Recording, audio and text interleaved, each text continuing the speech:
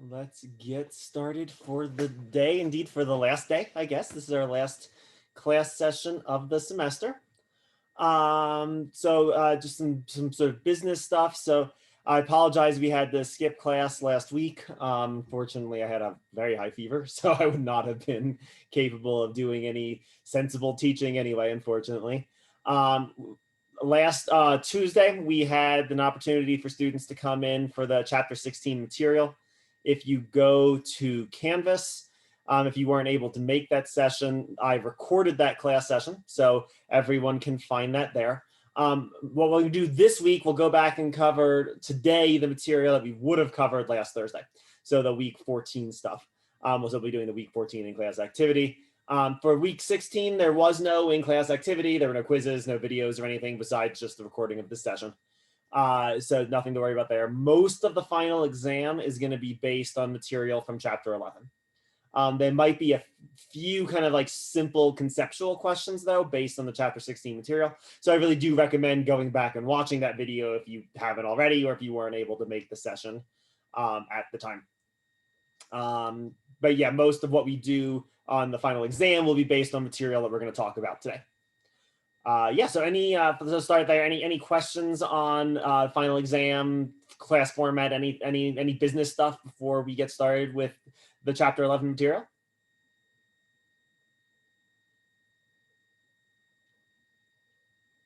All right, great. So let's start talking about chapter 11. A few more just little details. Where chapter 11, if you again go back to the Canvas, if you go to the week 15 post-class assignments, you'll find two PDFs that will be very useful both for the exam, but they also might be useful today in the course of filling out the assignment. So first, there's a list of all of the biases that impact inquiry. There's all the ones that are in the textbook. We'll have that up on the whiteboard in a few minutes too. And then there's also a list of all of the fallacies that are going to be on the exam.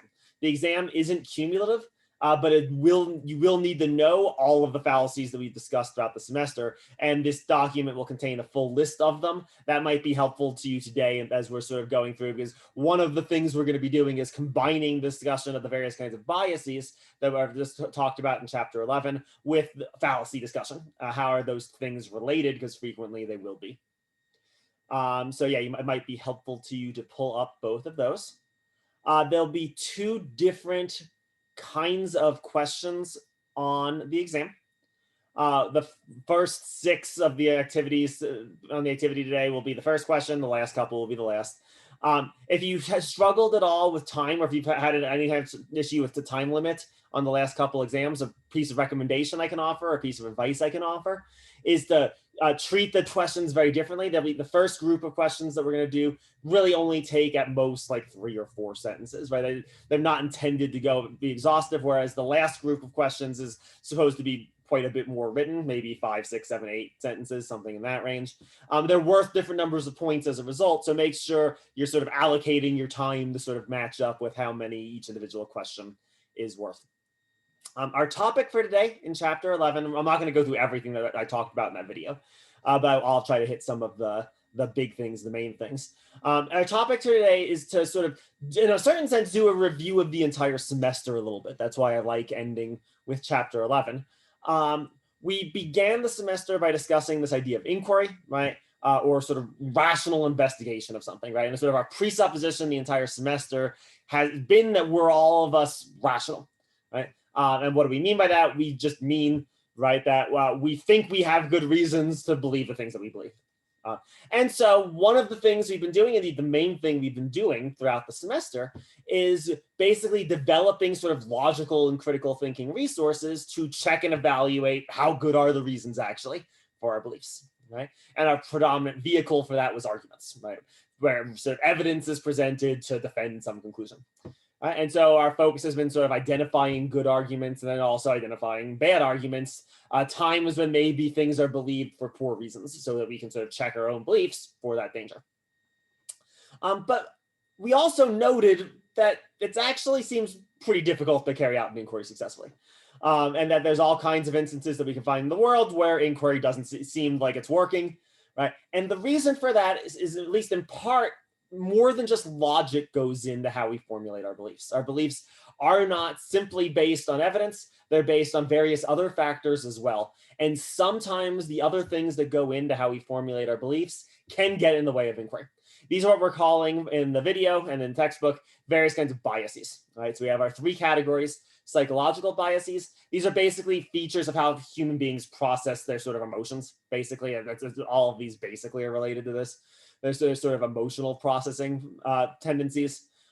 Not bad ones, but ones that could potentially be dangerous in some circumstance, the ones that could get in the way of inquiry in some circumstances. And so that we'll all sort of need to be on guard against, be on watch with, and then also try to gain an awareness of how these are related to various kinds of logical mistakes that people tend to make too. We also have various kinds of social biases. So these are features of sort of group dynamics, how groups fit together, how groups work, that can interfere with inquiry and can sort of lead to bad belief formation. And then lastly, we'll have what we call cognitive biases. These are actually features literally of how our brains process information. And again, they're not all bad, right? I mean, we'll talk about later the representativeness bias. If we didn't have, if this was not how our brains worked, you might have to continually touch a burner to persuade yourself that it's still going to hurt each time. Right? So these tendencies of how we process information, they're not bad, but they can become dangerous and they can interfere in some contexts with our ability to carry out inquiries. And so the first kind of question we're going to look at today are instances of just identifying various biases that when we see them. Right? And my recommendation for how we should approach that, so let's maybe pull up the activity. Let's look at problem number 1.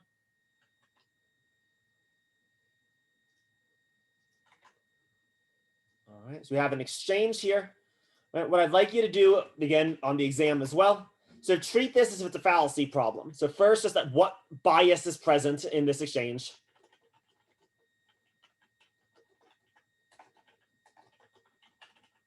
Second, give kind of a definition of this bias. Right? Just like I had asked you to sort of do with the fallacies, right? What is the need to be right bias? And then lastly, explain how this specific argument is committing this bias. So be specific, how is this actually taking place in the exchange?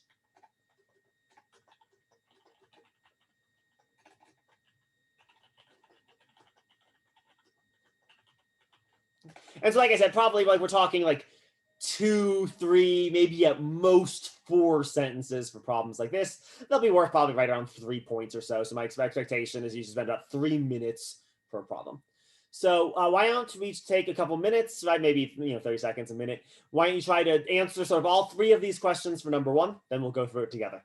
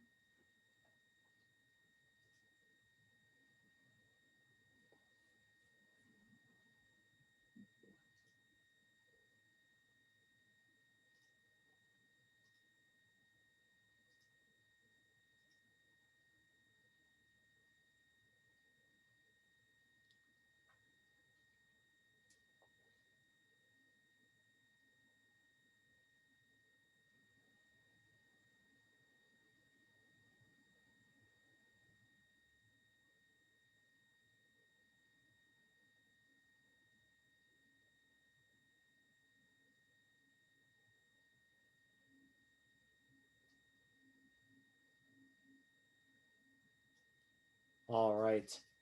So I would say the bias that's best manifested in this, and just as a brief reminder of this, these problems are going to look a lot like the ones we've done so far in the semester. So how you justify your answer is going to be really important.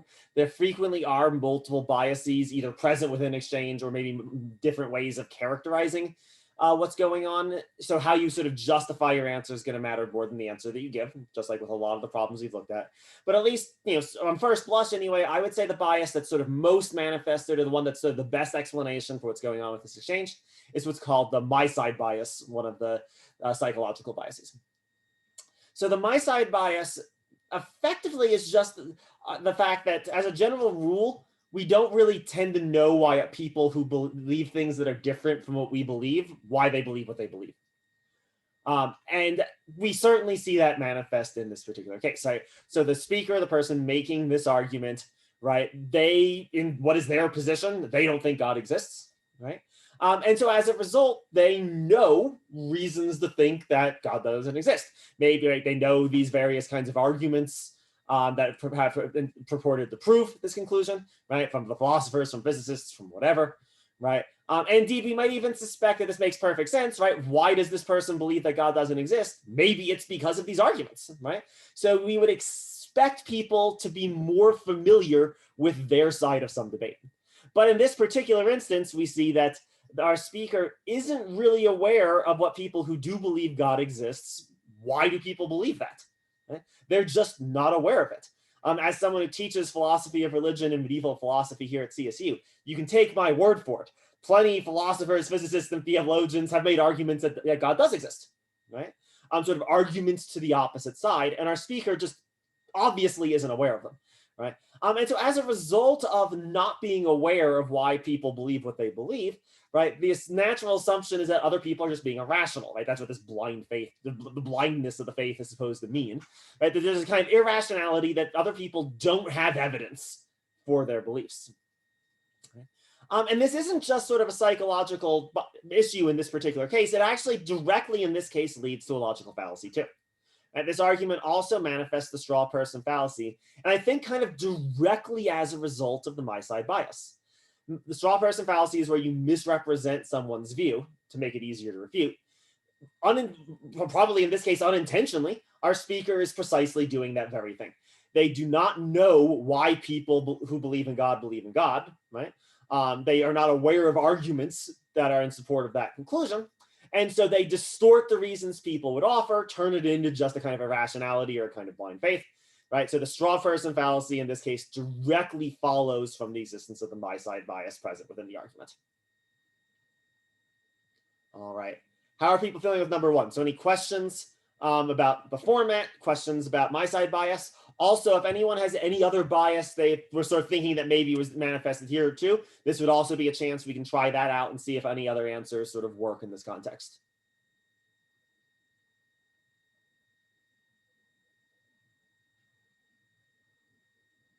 Nothing here? Good so far? I thought it might be confirmation bias because it seems like they provide an answer that confirms their belief. So good. That we'll talk. Well, you look at an example of confirmation bias. Confirmation bias is usually a little bit more like what you accept as evidence rather than just not knowing evidence, right? And so in this case, it doesn't seem as if this person has been given arguments that prove God's exist that they just wave away with a flick of a hand. That would be more what confirmation bias is. My side is just almost literally like, I don't know why people say this thing. They must just be crazy. And so it's not so much ignoring or evidence or distorting evidence. That's more, that would be confirmation bias. This is more just sort of like not knowing something, being unaware of stuff. Does that distinction work? Does that make sense to you? Yes, that makes sense. Okay, good. Any others? Any others anyone wants to try out? All right, then let's go to number two. Do the exact same thing.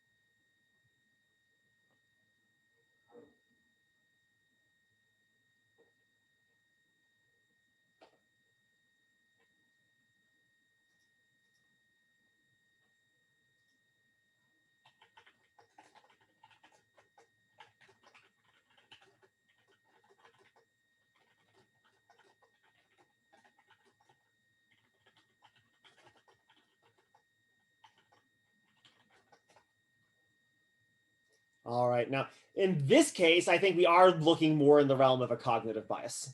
Cognitive bias, again, think of cognitive bias as they're sort of like, how do we process information? And that seems to be kind of where the issue in number 2 is taking place, right? This person has this experience, this memory, right?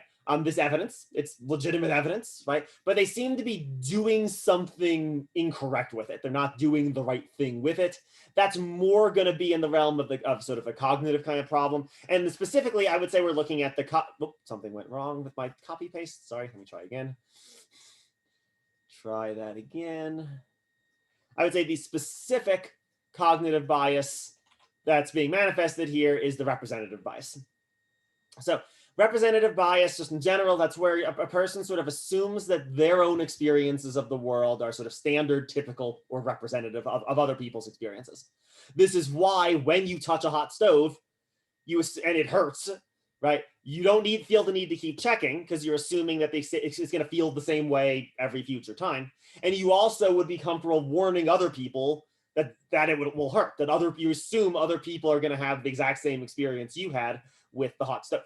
Right? So it's actually a quite useful feature of our brains, but a lot of the time, right? Because indeed, it would be pretty weird actually if I thought like my experience in the world was going to be radically different from everyone else's. I mean, that probably would be just as off, just as sort of not in keeping with things. But where the representative bias becomes a problem is where it sort of becomes a way to dismiss other people's experiences that might have differed from your own. And that's sort of what we see manifested here. This person has indeed had an experience. It's a true experience. We have no reason to doubt that their experience is what they said that it was, but they sort of dismiss other people who have claimed to have different experiences, right? Simply because it doesn't align with their individual experience.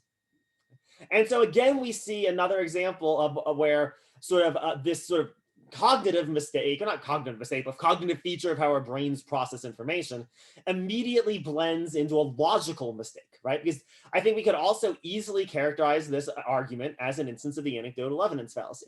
The person is sort of over-privileging their own individual experience, giving it more weight than they should, more weight than it sort of deserves or is warranted, right? It's one data point, not all data points, right? And we can now see more readily why that mistake is getting made. It's getting made because they're sort of assuming that everyone else has kind of had the exact same experience that they have, right? Which just isn't really warranted, and becomes a mistake and produces logical mistakes when that becomes sort of the operative assumption for people. All right, how are we doing with number 2? Again, same thing. Questions either with this answer or was there another one anyone thought up here for this context?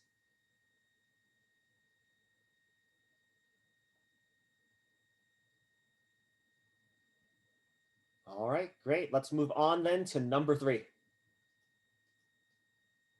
Same thing.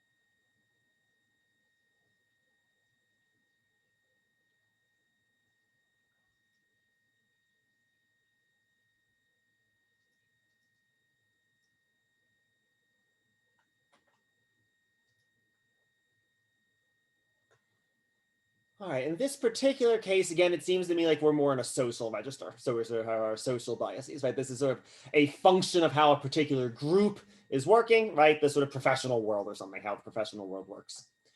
This particular argument I actually heard in a podcast.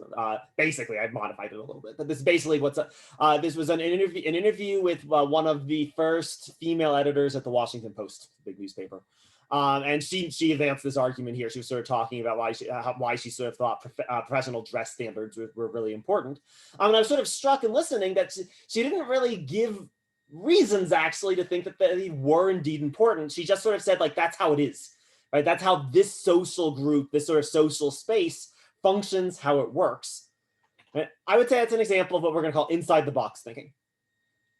Right, so this particular bias it's related to identification with beliefs, which we'll talk about later. It's sort of like the group version of it. This is basically like groups sort of work on the basis of certain sort of assumed traditions, certain assumed customs, a certain way things get done. Right? And this is necessarily the case. I mean, if there wasn't such a thing, you wouldn't have a group in the first place. It's sort of these things that make the group that it is.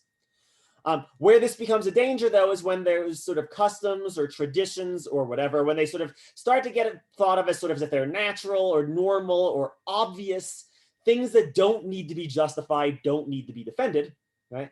Why is that a problem? Well, it's a problem if we're in an inquiry that is calling those very customs or traditions into question.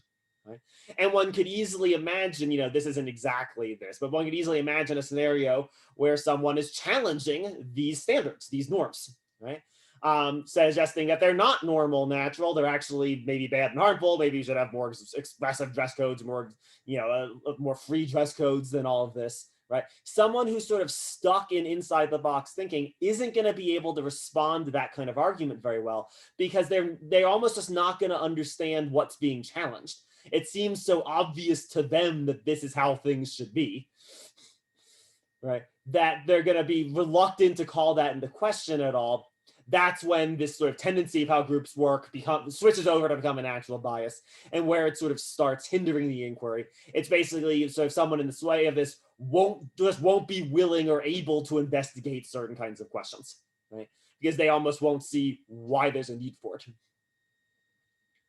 All right. How are people doing with number 3? Any questions here? Again, or other alternatives people want to look at?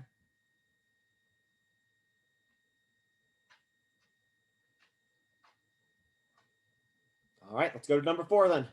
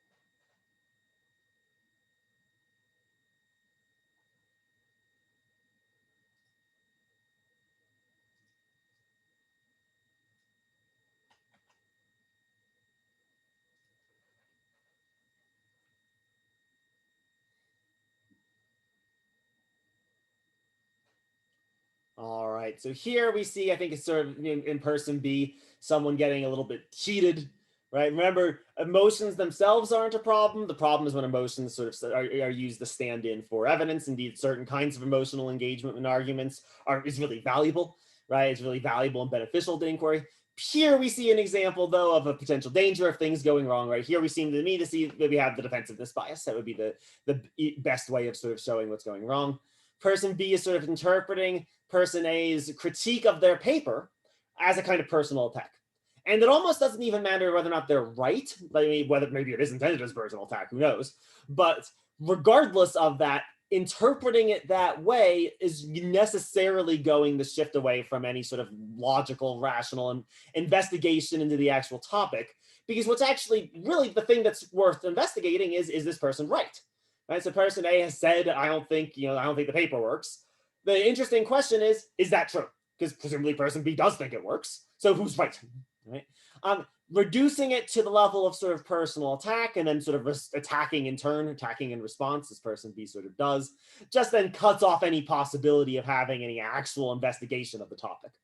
which would be defending either defending their position or just investigating the criticisms in general, trying to understand them better. Right? And again, we see this leads directly into a logical fallacy too. Right? Again, person B has fallen prey to the straw person fallacy. They've misrepresented what person A has said. Person A hasn't said anything about them being a liar, them being a bad thinker, right? They're bringing up sort of irrelevant things, but why? Why bring up those sort of obviously irrelevant things in this context, right? Or those obvious maybe distortions. Why bring up those obvious distortions? It's because the person is reacting defensively, right? That's what's sort of motivating this sort of misrepresentation of what person A originally said. All right, how are you doing with number 4? Again, questions, thoughts, comments, any other ones people want to try out here?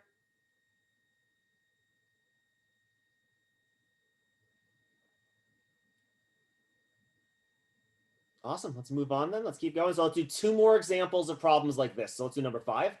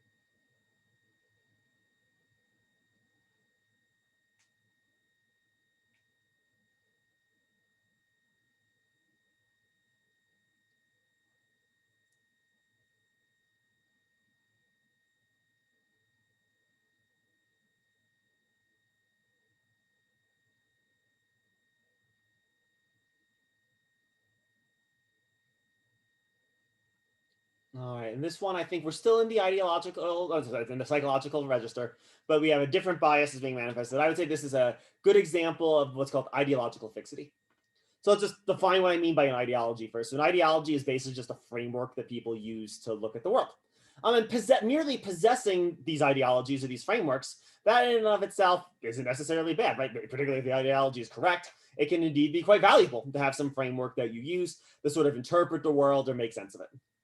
Where it becomes a problem, though, is when the ideology becomes fixed, right? Where it becomes something that you're sort of not willing to investigate, right? Something that you don't no longer sort of recognize that your ideological commitments are themselves things that could be called into question and sort of need to be called to question in the context of specific problems, right? Because person A's question is like a specific question, right? What should we do in this specific situation right?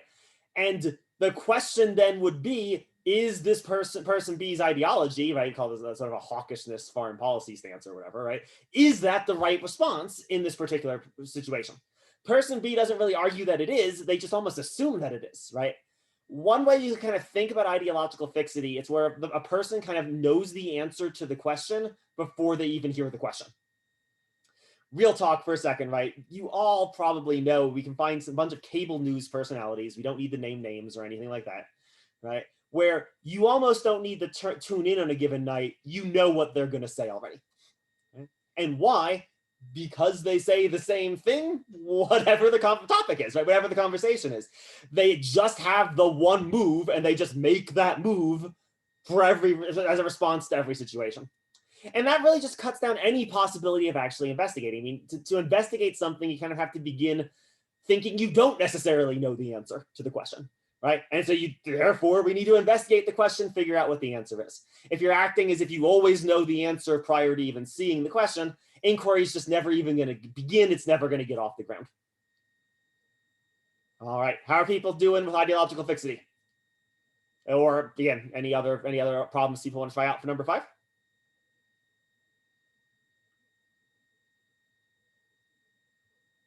All right, let's do one more example of a problem like this.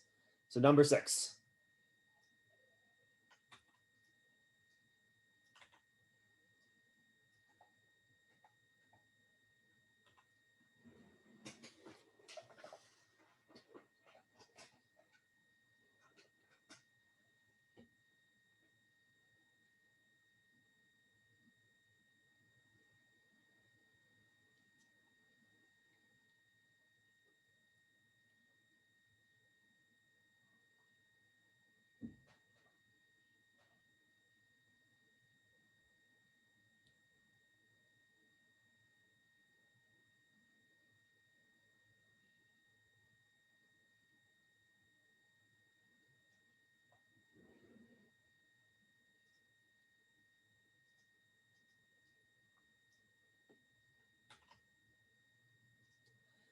right? So in this instance, this seems to me like we're in a cognitive realm again, right? So we've got this sort of this like scientific report.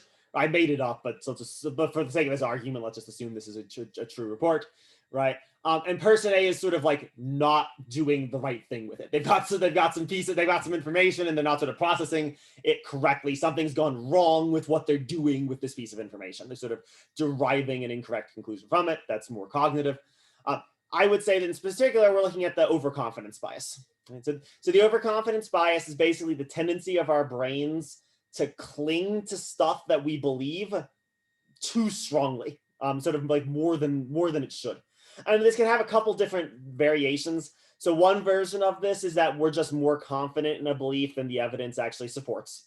So like this would be if I told you there's like, 51% chance you're going to win the lottery, and you're just like, yep, I'm definitely going to win as a result, greater than 50% chance, right? More confident than you should be, overconfidence. The other version that this can take, and I think this is the one that's more present in this particular instance, is where you adopt a more extreme version of a belief than the evidence actually justified. So here, again, I made it up, but assume this was a good study. It would probably support the conclusion that perhaps like drinking too much coffee is maybe bad. Maybe like certain people should avoid drinking coffee. But the generalized conclusion, coffee will kill you, is far too extreme of a result to draw from the study. It's not warranted. It's not supported by the data. But that's what person A has done in this place, right? They've adopted the sort of more extreme conclusion, right? Whereas it's the more moderate one that the evidence actually supports, one that the evidence actually justifies. All right. Any other files or biases people want to try out? Any questions with this problem or any of the other problems we've done so far? I thought it was going to be rushing to respond. Good. Yeah, let's actually talk about rushing to respond for a second. So I'm actually probably not going to give you on the exam an example of the rushing to respond bias. And the reason I'm probably not going to do it is kind of all of these are rushing to respond in a certain sense. So I don't think you're wrong, actually. Almost certainly, if person A stopped to think about it for a second, they would not have done this. Right? This is certainly an example of their first instinct not being the right instinct, right? Being the wrong response.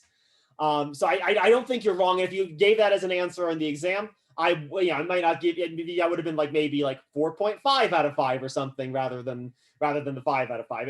It's in the right direction. The reason I would say overconfidence is a little bit better is almost like that's almost clarifying how the person rushed to respond. In what specific way did they do it? Because almost all of these, there's going to be some kind of, not being as careful as people should be. They're almost just kind of be more nuanced ways of sort of characterizing how the person rushed to respond. And so in this case, they perhaps rushed to respond in an overconfident way. So that's why I think overconfidence is a slightly better answer. But I don't think rushing to respond certainly wouldn't be a crazy answer in this context. So was that helpful? Does that make sense? Yeah, it does. All right, good, excellent. Any others people want to try out?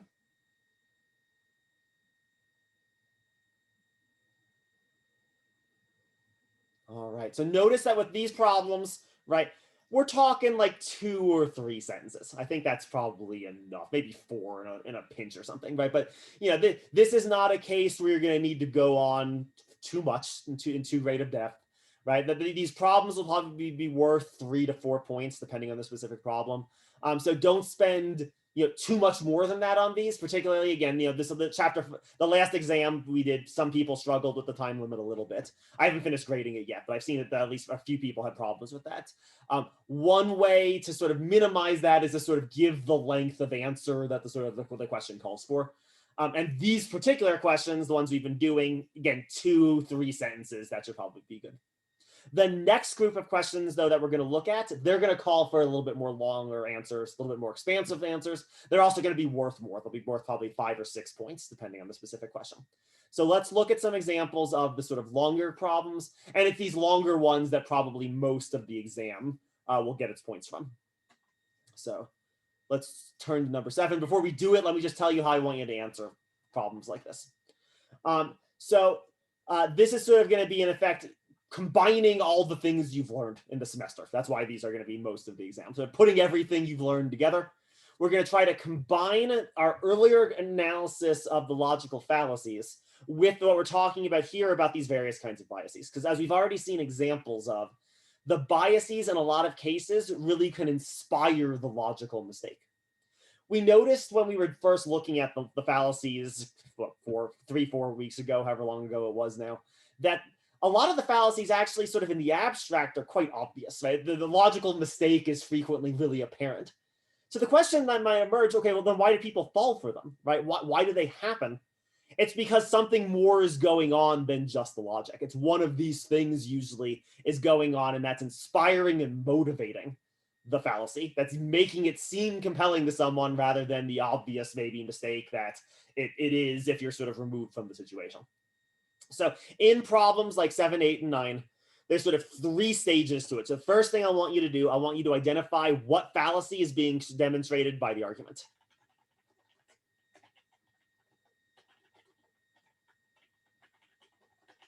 And then give a brief explanation, 1-2 sentences, something like that, maybe a little bit briefer than you normally would.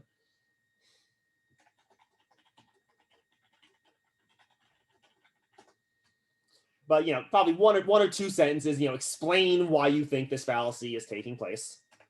Second thing, right?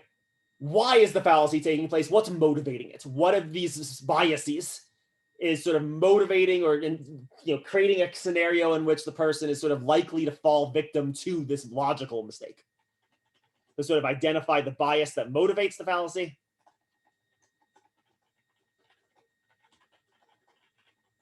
And then again, give a kind of brief explanation. Again, 1 or 2 sentences, something like that. And then the last thing that I want you to do is try to imagine, imagine maybe that someone's making this argument to you or something, right? How would you respond? How could you productively respond to this argument, responding both to the fallacy and to the bias?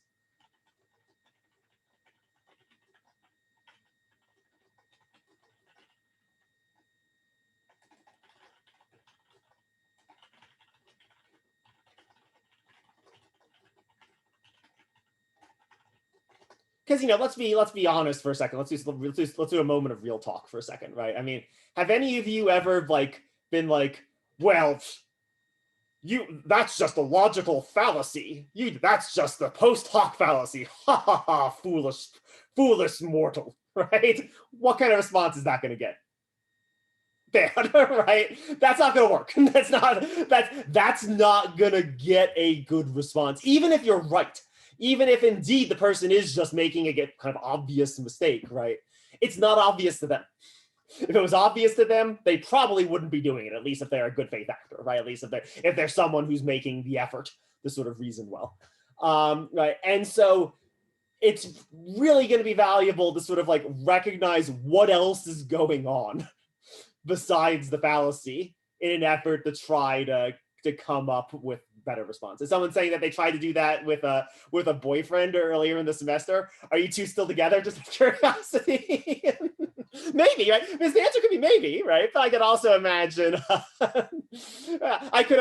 that causing problems potentially, just because. And again, it's not just I almost want to say other people do this. All of us don't react great to being told that we're wrong about stuff. Me too, right? This is always a problem for all of us. There's better and worse ways of sort of responding to these things, and so that's what I want us to really practice with this sort of last step, right? Sort of how can we practice doing a better job of sort of dealing with these things? And so yeah, I'm glad the relationship survived. I'm glad that it did. You can imagine my poor wife, what she has to go through with me as her, right, being married to me, right? Yeah, I mean, it's learning to do this better is really valuable, and so that's why these are sort of the thing, sort of the last problems we're going to talk about this semester. So, like I said, these will be worth 5 or 6 points. So my assumption will be you'll spend 5 or 6 minutes on it. We're talking probably more like 5, 6, 7 sentences for the whole thing. We won't spend that long on them today here, but at least let's take 2 or 3 minutes. Try to sort of work your way through the answer to all 3 of these questions, right? And then we'll sort of go through it together. I'm going to go run and get some water real fast while you're working on that.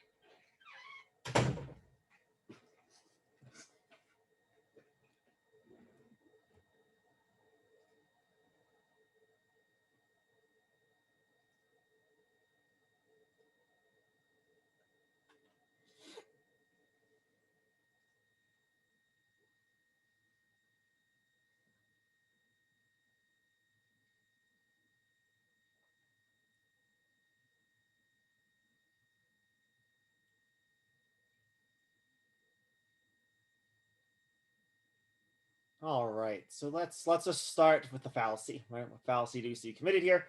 And again, I think this is a sort of an example where there's something obviously wrong. I doubt any of you read this and were like, "Yeah, checks out, sounds good to me," right? And yet the person we're talking to, the person who's making this argument, apparently this did seem compelling to them, right? So what's the mistake? What logical mistake are they making? First of all, this seems to be a slippery slope fallacy to me. Right? Slippery slope fallacy is where you sort of derive outlandishly bad consequences from doing something as an argument for why we shouldn't do it, and then don't really justify why. And that's what we seem to have here. There's no real connection drawn anywhere within this argument from, taking care of a crying baby and then ending up in jail. Right?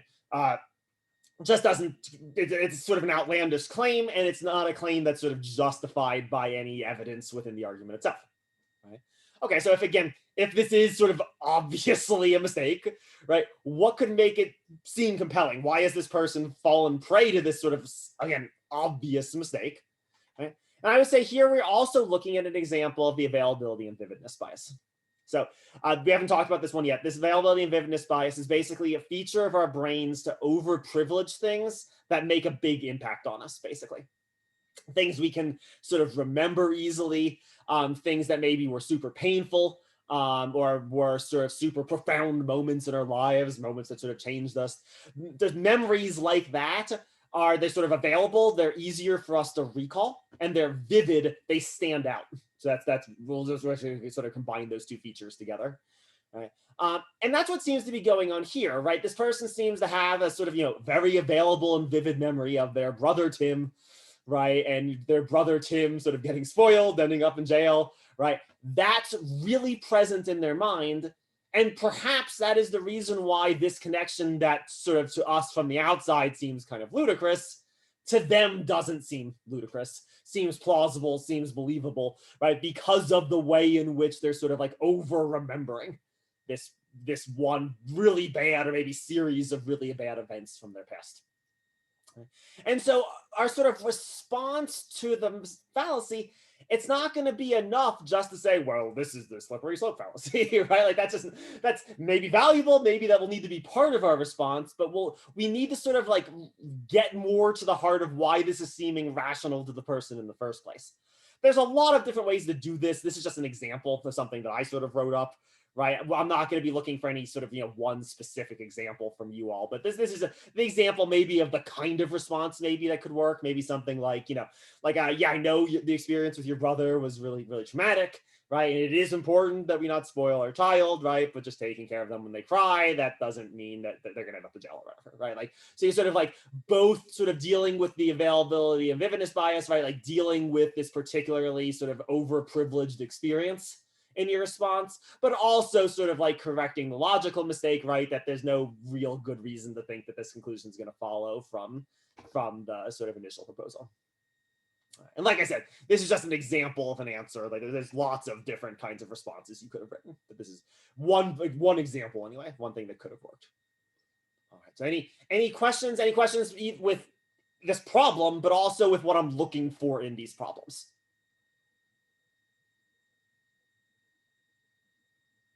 All right, so good, makes sense. Seem doable. All right, let's do two more examples of this. So let's turn to number 8. Number 8, I sort of think of as Michael Scott from The Office. That he's the person making the argument. If any of you are fans of that particular show.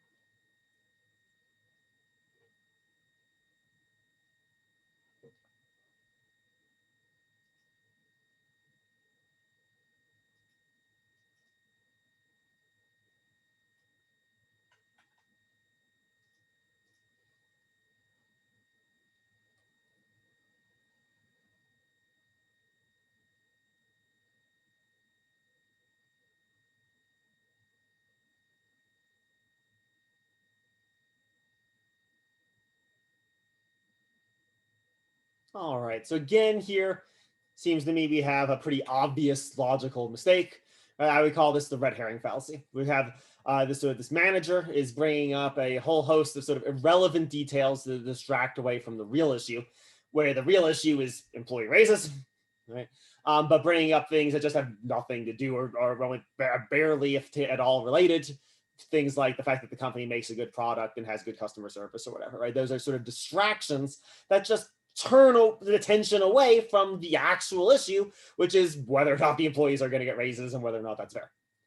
So okay, why is this fallacy taking place? Why is the person making it? Well, one possibility is it could just be, again, sort of a bad faith actor, right? Someone doing this fallacy deliberately in an effort to sort of confuse their employees or distract their employees away from real issues.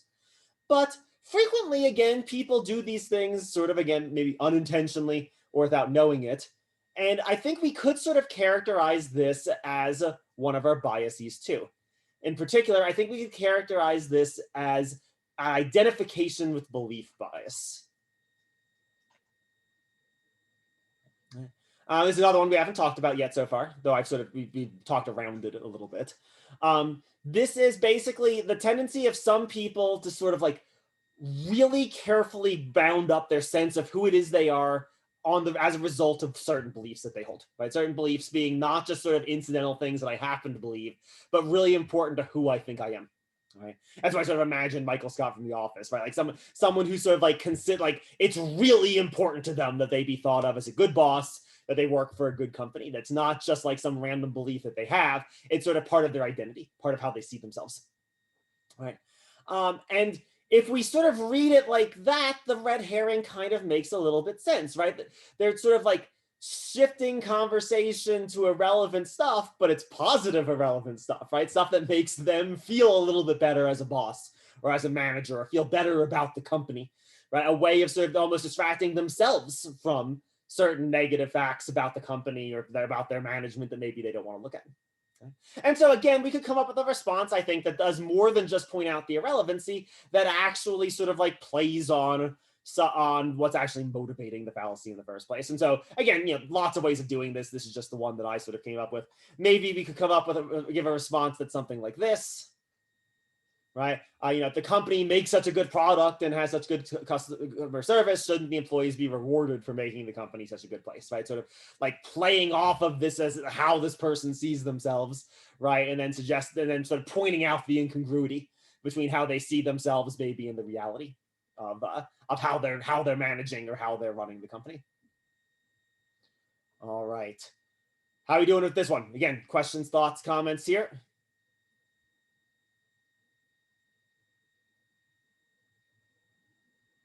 All right, let's look at one more example. So it's the last one, number 9.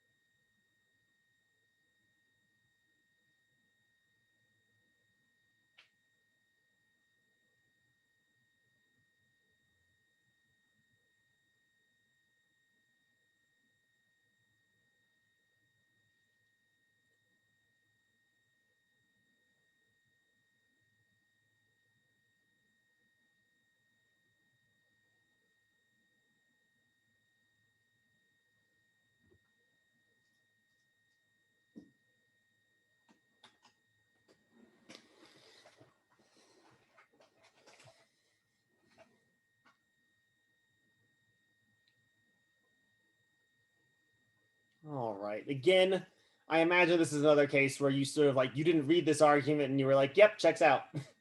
Everything sounds good, right? Again, it seems as if there's something sort of obviously wrong with this conclusion. The way I would characterize the particular fallacy in this case is post hoc fallacy. So one of our causal fallacies from chapter 5 material. Birds just aren't a credible explanation or cause for why a computer crashes. The fact that the bird flew by right before the computer crashed is most likely just a coincidence, right? There's no real, it's just not the right kind of thing to bring about this effect, to bring about this outcome. But okay, so again, my guess is all of you are like, yep, checks out. This doesn't make any sense, but it makes sense to person A, right? Person A seems to believe this. Why? What's motivating it? Here, I would say we're looking at the confirmation bias. And so one we brought up earlier, we can maybe talk about it in a little bit more depth now, right? The person A has this thesis, animals cause them bad luck. Why do they hold this belief? What's the genesis for it? It's a very specific set of experiences that they've had that sort of confirm the experience. All right.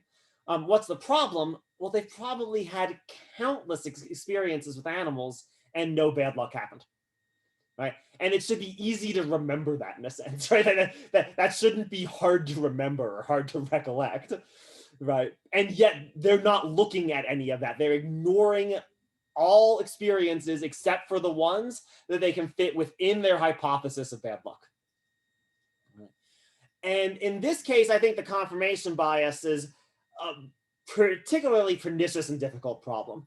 This is probably one of the sort of most difficult of our human traits to sort of deal with logically, if you want to put it that way. This is one of the biggest sort of barriers to sort of inquiry, is our tendency to have this confirmation bias. And before you really can do anything else, you have to deal with the confirmation bias itself. So you have to basically get the person to acknowledge the evidence that they're going to be prone to dismiss or not think about or ignore or just not want to look at. Because it's only if you can get them to look at that evidence that inquiry can really begin at all. And so, yeah, we have to do something like that in this case, before we even begin to worry about the post hoc fallacy. Because, yeah, if you can get rid of the confirmation bias, the post hoc, the fallacy is so obvious, that'll take care of itself. What's needed in this case really is to sort of challenge and overcome the confirmation bias. Yeah, and I would say just in general, confirmation bias really is probably the most dangerous of all of these tendencies. Groupthink and inside the box thinking are problems too, but I think confirmation bias is the most dangerous. It's sort of the one that most of all makes us feel like we're being really rational because we've got all this evidence, right? We feel so good to have all this evidence, but we only have our little pile of evidence because of all the evidence we shoved off the desk first. Right, so we sort of feel as if we're rational when we're sort of not being. Right, that's the one that can seemingly cause the most worries or the most problems, I would say. All right, so that's what I had for you all for chapter 11. Does anyone have any questions about any of these problems, any of the biases, questions about what the exam's going to look like, any of that? This is our last meeting, indeed, so it's sort of the last chance they ask. I mean, not really. So actually, take that back. Not really. I am going to hold office hours on Friday and Monday like I normally would, and I'm available for appointments otherwise. But yeah, so there won't be any scheduled office hours next Wednesday or next Friday. But I'll be available for appointments if anyone does indeed want to meet up. So no last questions for me. All right, then let's do some end of the semester stuff real fast. So I said this in last week on Tuesday. So people there'll be a repeat for people who were there on Tuesday. But if you weren't, I do recommend going back and watching that video on chapter 16. I think there'll be a few little questions on the exam dealing with some of that material. So you want to get those points. Yeah, don't throw away any points. So repeat for people who heard it already. But this class comes with a lifetime guarantee. What I mean by that is I'm happy to do whatever I can do for you as we go forward throughout your life to help you be successful here at CSU, and even beyond that, right? So if you need letters of recommendation, ask, right? If you just want to chat about some philosophy, I love chatting about philosophy. It's my favorite thing to do. Come do it. Come find me, right? If you just want to chat about anything, right? If something's going on, you need a voice, you need an ear. I'm here for you, right? I'm at CSU to do this. This is what I do, the teaching thing. I have to do other parts of my job, but those are the things I have to do. Being a teacher is the thing that I want to do. So you're not going to be bothering me. You're not going to be disturbing me. You're not going to be interrupting me, right? Let me know what I can do to help you as you go forward in life, and I'm here to do it. In terms of what you can do for me in return, course evaluations. Fill out the course evaluations. I actually really do take them seriously. I really value the feedback I get from students, especially when it's a semester like this one and things are just really weird. Because this was a really weird semester, right? We switched modalities multiple times, face-to-face, back to online, and back again. Like we were all over the place this semester. It looks like the fall. This is what the faculty is being told. At least the faculty is being told that the fall is probably going to be normal. Right now, that's what it's looking like. The things will be pretty much back to the way they were before in the before time. But you never know. Things can change. Life comes at us fast, right? And so in case something similar happens next semester, it would be really valuable to me to learn what you all thought worked and didn't work. And both the positive and negative is valuable, right? Like, what could I have done to have made these transitions easier for you? What worked, what was clear, what maybe became clear later, but wasn't clear at the start. All of that would be super helpful so that, for future generations, if nothing else, right? So they can sort of benefit from your wisdom and what we've learned during our weird COVID time together. And of course, any other feedback you have in the course evaluations is valuable to me too. But that especially, given the oddity of the semester, would be really, really interesting information for me. I want to see if I can get, I had a 5% response rate last year, so I want to see if I can get that response rate a little bit higher, get it a little bit up a little bit more. And so to that end, I think this is really the end of what I have to say. So I'm going to give you the rest of the class time today to fill out this course evaluations, just so everyone knows how you can access them. If you go into Canvas, there's this course survey little tab. You should click on it. I'm going to get an error message because this isn't a real student. This is a fake student, but you should actually indeed get course surveys. If you get an error message, let me know. That's a problem. But hopefully, right, you'll actually get the course survey. So unless anyone has anything else from me, I think we'll bid each other farewell for at least on terms of our official meetings. So thank you all very much for the work during the semester. Let me know if anything comes up prior to the final. And yeah, we'll hope to see you all in the future. Have a good rest of your semester. Thank you. Thank you. Thank you very much.